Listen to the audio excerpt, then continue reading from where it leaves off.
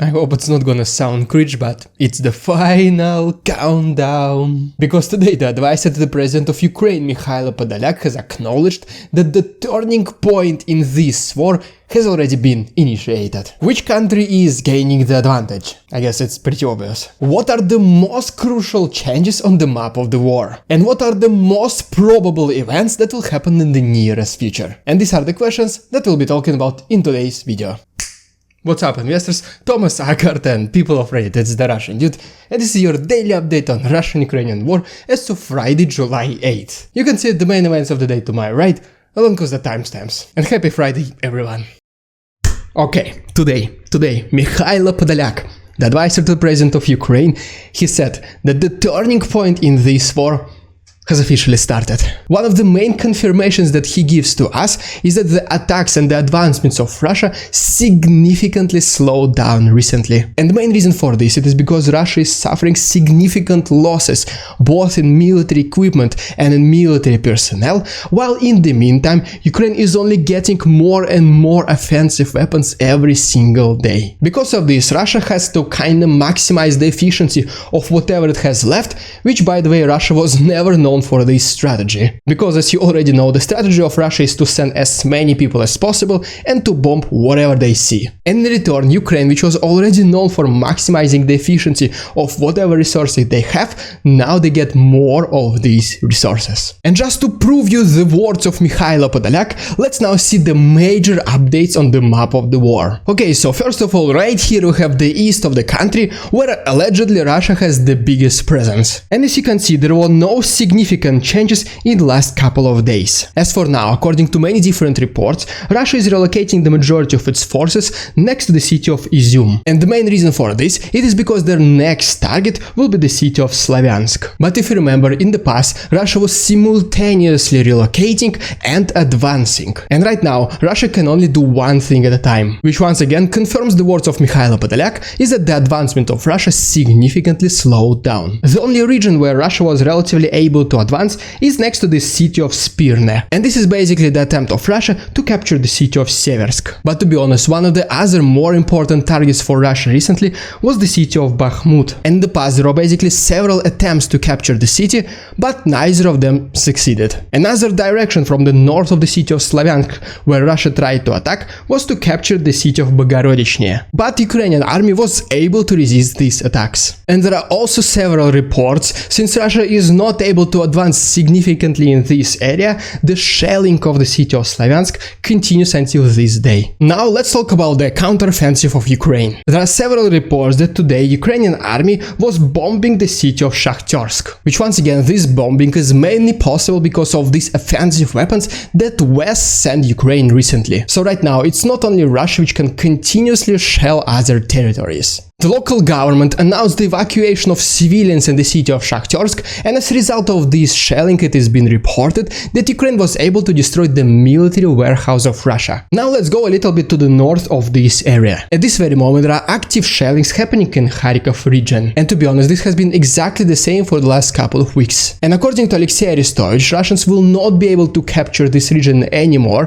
That is why the only thing left for them to do is to shell this region. And now a couple of words about the south of the country. Several reports claim that Ukrainians were able to destroy 2 command posts of Russian army in the region of Kherson. In response to that, because Russia can barely control this city, Russians are shelling the city of Mykolaiv, which has also been confirmed by the head of this region, Vitaly Kim, who is also mentioned that Russians are now remodifying their missiles. What they basically do, they take these anti-aircraft defense missiles and they make them offensive missiles. And because of this, the accuracy of these bombings is very bad. So it basically means that Russians are just randomly sending these missiles and they destroy whatever they can. And now let's talk about one of the probably most interesting potential targets in the future, which is the Crimean Bridge. If you remember, last month Ukrainian army acknowledged that this bridge will be their #1 target in the nearest future. And since then we kinda did not get any more news. Because, well, I guess the Ukrainians just do not want to reveal their plans, obviously. But recently, the ex-commander of NATO, Philippe Bridlov,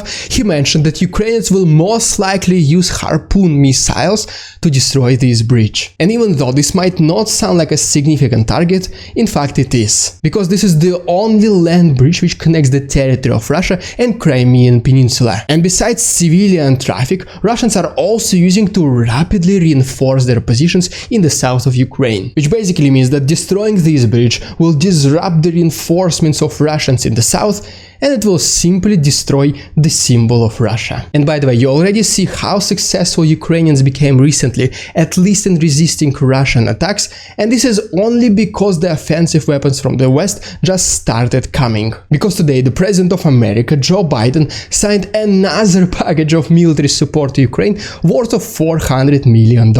And among this support package is 4 more high-mobility artillery rocket systems, HIMARS, which, as you can already see, are being crucial in recent Ukraine's success. And by the way, besides making these videos, I also have my very own Discord server, which you can join. And those of you who want to support Ukraine with us, please make sure to check my Patreon. All the links can be found in the description. Welcome to another episode of Ridiculous Russian Propaganda. And today we have this statement by the Speaker of the Russian Parliament, Vyacheslav Volodin, who is saying that Russia needs to return Alaska. His main statement goes as following, is that America illegally took Alaska from Russia. But if you know the very basic history, you already know that Russia actually sold Alaska to the United States back in 19th century. But well, this concrete fact will not stop you if you are from Russian propaganda. If at least any single piece of land ever in the history of humanity ever belonged to Russia, this means that this country illegally took this part from Russia. And I guess this once again confirms the fact why Russia is invading Ukraine right now. And so, okay, anyways, I'm gonna give them some credit, and they're not saying anything extraordinary about taking Alaska by force in the nearest future. They only say that in case America continues its aggressive narrative against Russia, they will have to take back Alaska by force, not in the nearest future, but someday later. And I guess you can just place your bets in the comments what this whole thing is gonna be called. Either it will be the liberation of Alaska or denazification of Alaska. Or just feel free to come up with your own name in the comments. Today, one Moscow politician, Alexei Garinov, was sent to jail for 7 years for creating fake news about the Russian army. And even though this might not sound like anything extraordinary, in fact, this is a very important piece of news for you to understand how the judicial system in Russia works. So once again, here we have this guy who is also the ex-politician, and he was sent to jail for 7 years just for spreading misinformation according to Russia. And normally Russian propaganda will use him as an example for all the future potential people who would like to discredit Russian army, so that these people can see and like, okay, I can get a real jail sentence if I'm putting fake news about Russian army, so better not to do it. But in reality, this whole process was kinda ignored by Russian propaganda. And the reason for this, it is because almost every single person inside this courtroom started clapping supporting Alexei Garinov. So because of this, Russian propaganda was not able to use this footage and show that this guy is a bad guy. Because obviously they don't want to show that regular people support bad people in Russia. And for this reason, this guy who was supposed to be the martyr, he was just quietly sent to jail. And at the same time, we have this guy who is one of the senior managers of Russian airline company called Aeroflot, who was also prosecuted today for stealing approximately $4 million. This guy also got 7 years in jail, and pay attention here, $15,000 fine. So the guy stole $4 million, and his fine for doing this is only $15,000. I guess it pays big money to be a friend of Putin after all. So on the one hand, we have a guy who was spreading fake news about Russian army, and he got 7 years in jail. And on the other hand, we have a guy who actually stole approximately $4 million, and he got the same time in jail. With just one big difference is that one of these guys is the friend from somebody on the top. And by the way, here is another useless fact about prosecution in Russia.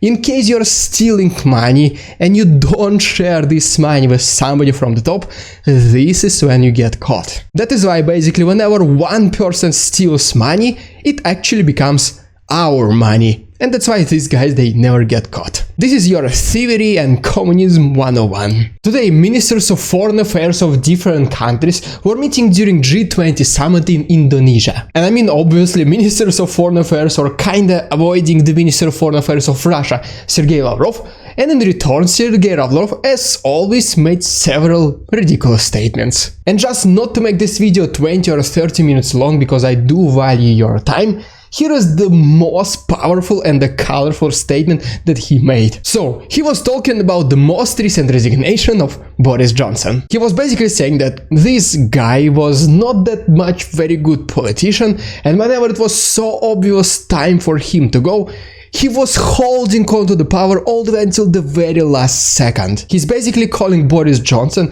this failed politician who doesn't know when to stop. And no, I'm not here making any analogies with Russian politicians who are even changing constitution so they can remain in power for decades. No, I'm only specifically talking here about Western, of course, Western politicians who are clinching to power, and because of this they're bad politicians. Okay, so among all the good news that are surrounding Ukraine recently, we unfortunately have this bad one. And it is the fact that the European Commission is trying not to approve another $1.5 billion loan to Ukraine. And the reason for this, it is because European politicians are afraid that Ukraine simply won't be able to get back this money. Which, to be honest, is the concern that does make sense.